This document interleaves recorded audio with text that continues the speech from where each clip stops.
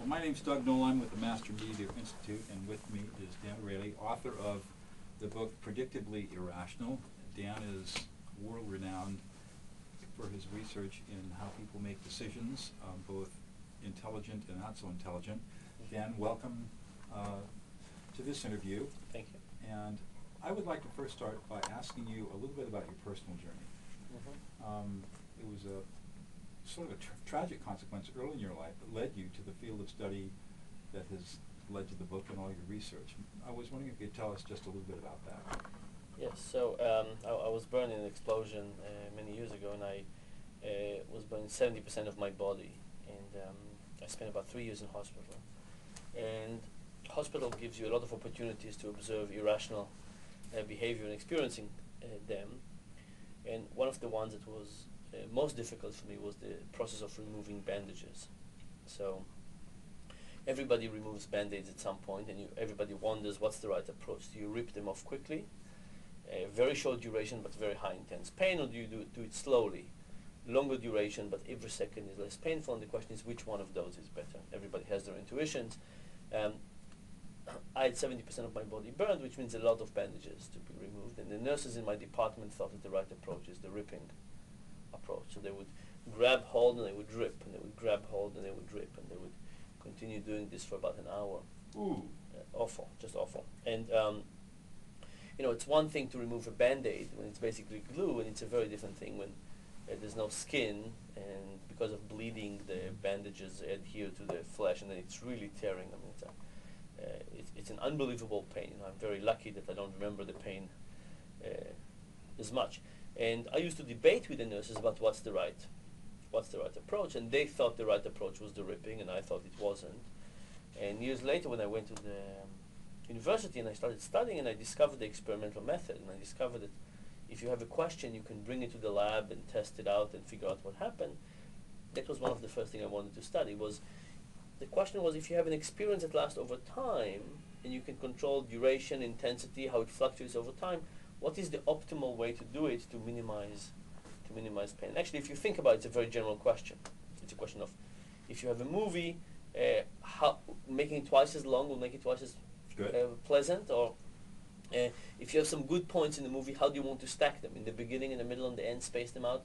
So it's a very general question about how we take an experience that lasts over time and integrate it to an overall experience.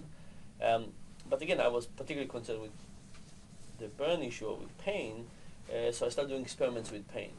In the beginning, I didn't have much money, so I went to a hardware store and I bought one of these big carpenter's vices that hold pieces of wood, and I would bring people to the lab and I would ask them to put their finger in this thing, and I would crunch their fingers a little bit. You know, it's surprising.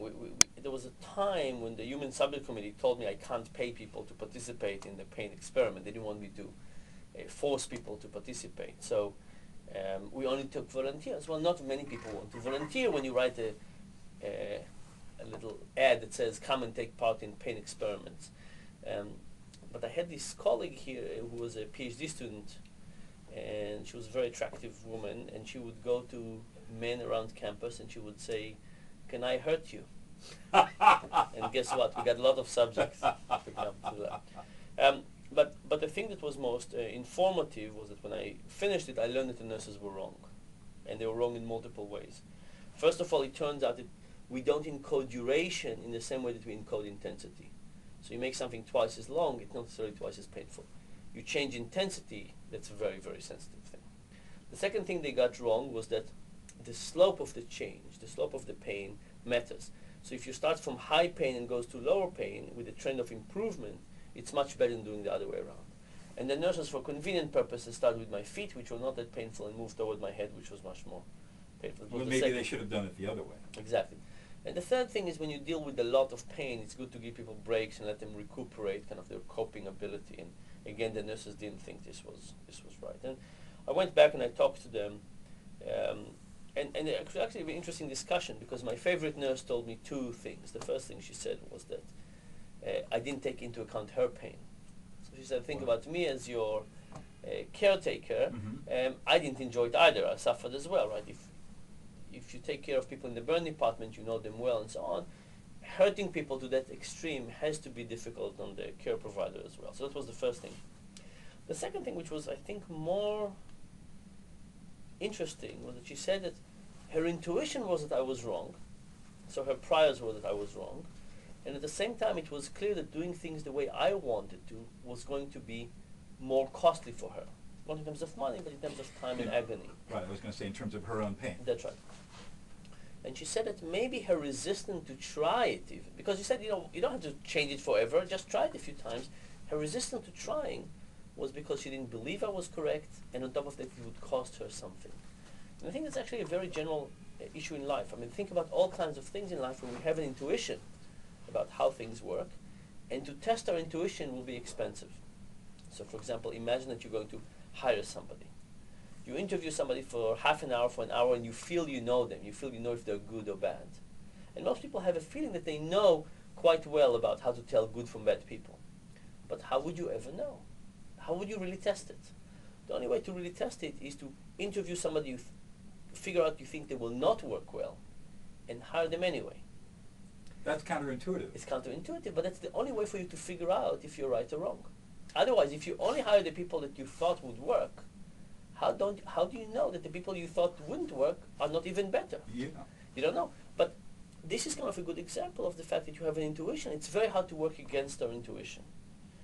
But in fact, if you have a long life to play with a lot of opportunities to make a decision, it's a very important idea to actually start testing your intuitions in a more rigorous way. And so what that means is you should be willing to take the risk of making a mistake. That's right. You're willing to pay the cost for experiments. And that's the cost of experience. That's right. And ultimately what happens then is what? More wisdom? More wisdom, more findings. You base things on data rather than intuition.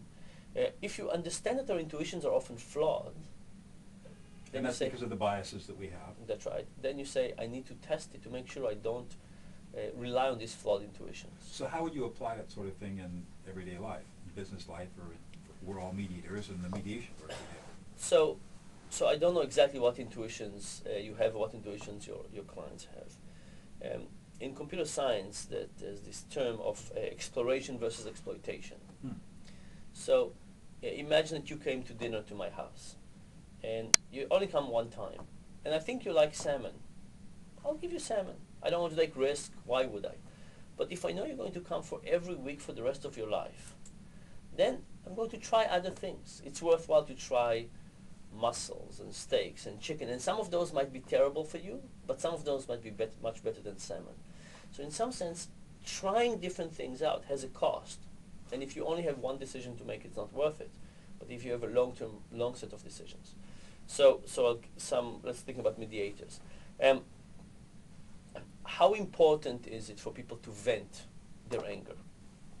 We don't know. We don't know. People have intuitions about the role of emotions. Some people say yes, some people say no. Worthwhile to check. Okay. Now, some clients might be unhappy if you check it on them. Right. Another question is to say, what happens if you try to do mediation by focusing on the emotions versus on the actual material good outcomes? The substantive issue. Yes. Which one is better? To focus on the emotion or the substantive issue? Right. Everybody has a theory. Again, it might be worthwhile to figure And out. so taking the principles that you're talking about as a mediator, what somebody might do, what I might do, is say, well, I'm going to take the risk of trying something that's a little counterintuitive just to find out what happens and gather some data about it. That's right. And the sad thing is you're sacrificing your client. That's right. Which is, there's a cost to that. There's a cost to There's that. a reputational cost as well as a cost to the client. That's right.